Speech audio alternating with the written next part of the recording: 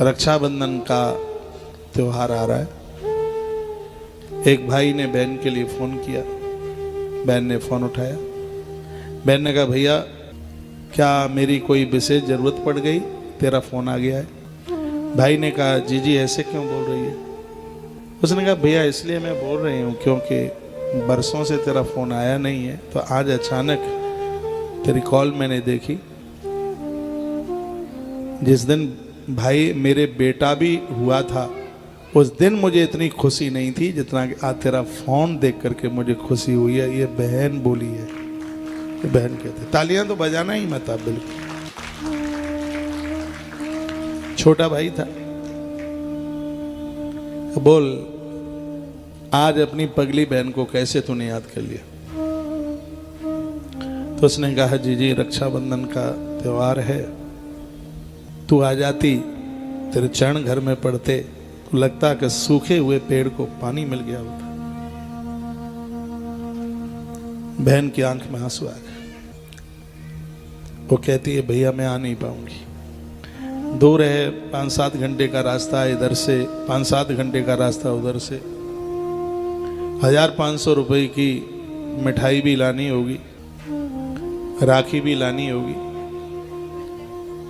2-2.5 हज़ार का खर्चा है। उससे भी मुझे कोई दिक्कत नहीं है, लेकिन मेरे आने से मेरी भाभी मेरे भाई से लड़े तो भैया तू बता उस जगह पर मैं कैसे आ सकती। पापा ने हमारा विवाह किया है, पापा ने अपनी प्रॉपर्टी हमारे नाम नहीं की है, और भैया हमने कभी आशा भी नहीं की है। हम 300 रुपए की मिठाई लेके जाते हैं, किराया खर्च करते हैं, 100 रुपया लेके आते हैं, अपनी सास से झूठ बोलते हैं, कहते हैं कि हमारे भैया ने हमें 5,000 रुपया दिया है। हमें झूठ बोलने की क्या आवश्यकता है। हम इसलिए झूठ बोलते हैं कि हम अपने माता पिता, भैया और भाभी की बदनामी देखना पसंद नहीं करते। भाभी ने बैठ करके गालियां दी, तेरे मुंह से एक शब्द नहीं निकला, तो भैया इन थोड़े त्योहारों को मनाने से होगा क्या। मन तो बहुत था आने का, लेकिन हिम्मत नहीं है। ये पीड़ा मेरी एक बहन की नहीं है, ये दुनिया की भाई सभी बहनों की ये पीड़ा है।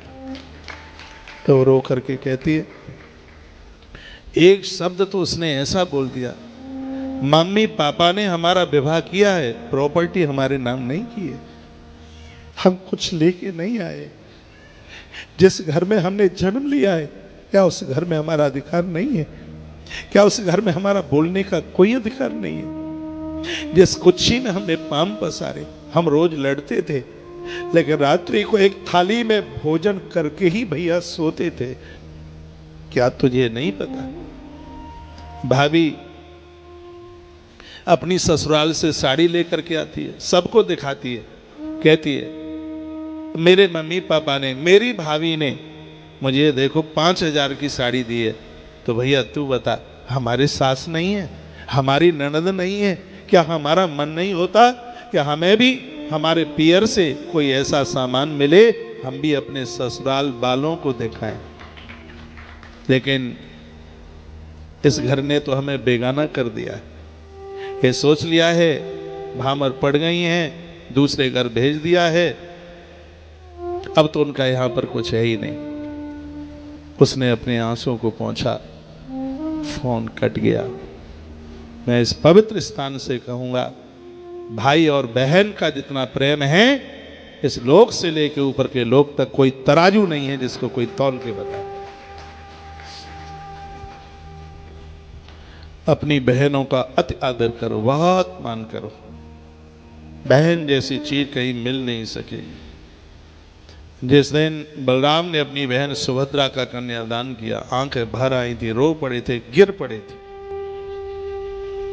और बलराम और कृष्ण बोले हम अपनी बहन को विदाई नहीं कर सकते। जिस दिन बहन विदा होती है, उस दिन भाई की क्या हालत होती है, वो छिपके छिपके रोता है। जिस समय वो मंडप के नीचे बैठी हुई होती है, पंडित जी के द्वारा कहा जाता है बेटी पति के बामांग में आ जाओ, तो रो रो करके कहती है गुरुजी जीवन बहुत बड़ा है, ससुराल के लोग कैसे मिलेंगे, मुझसे गलतियां होंगी, मुझे घर से बाहर कर दिया जाएगा, मेरा जीवन किसके भरोसे होगा।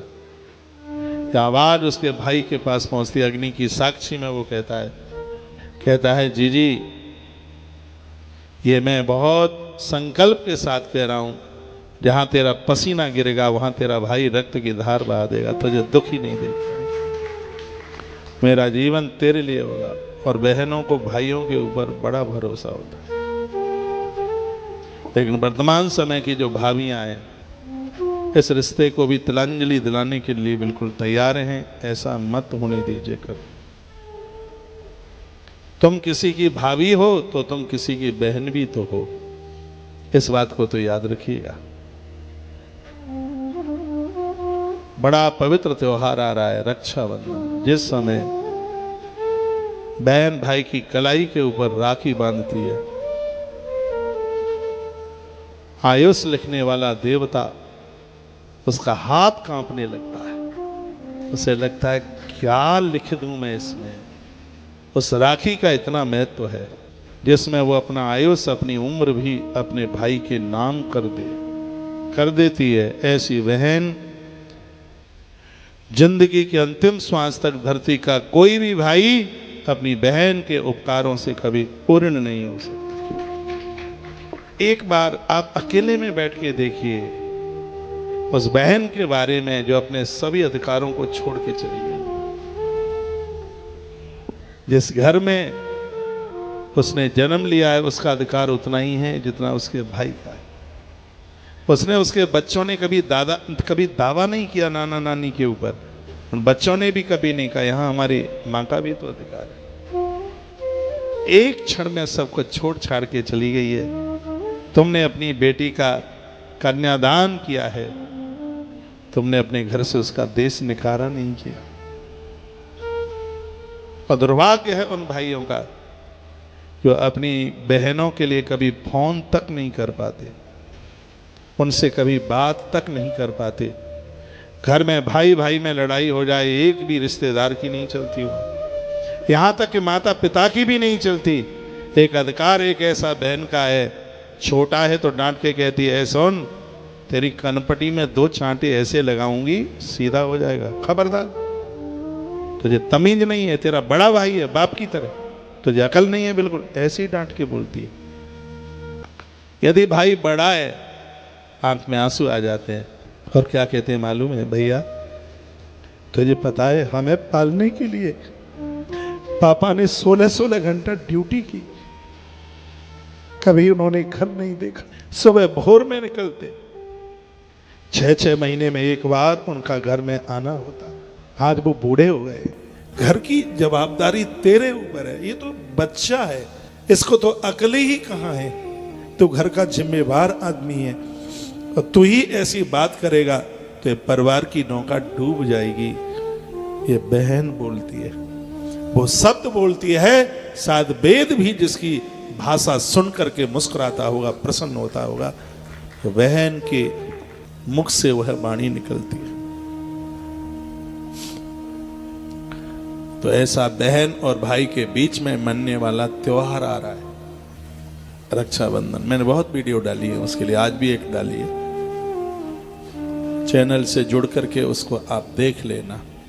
और आज की बात को मैंने दया से आरंभ किया और दया पर ही मैं विश्राम लेता हूं। तुलसी दया न छाड़िए जब तक घट में प्राण, जब तक हम जिंदे रहें तब तक हमारे अंदर से दया दूर नहीं जानी चाहिए।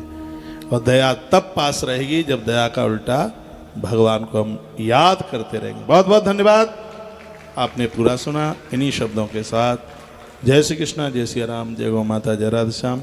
आज की धर्म यात्रा में कुछ आपको प्राप्त हुआ हो, कुछ मिला हो तो वीडियो को सभी ग्रुपों में डाल दीजिएगा। पता नहीं कौन सी बात किसके काम में आ जाए और वही बात हमारे जीवन को बदल दे।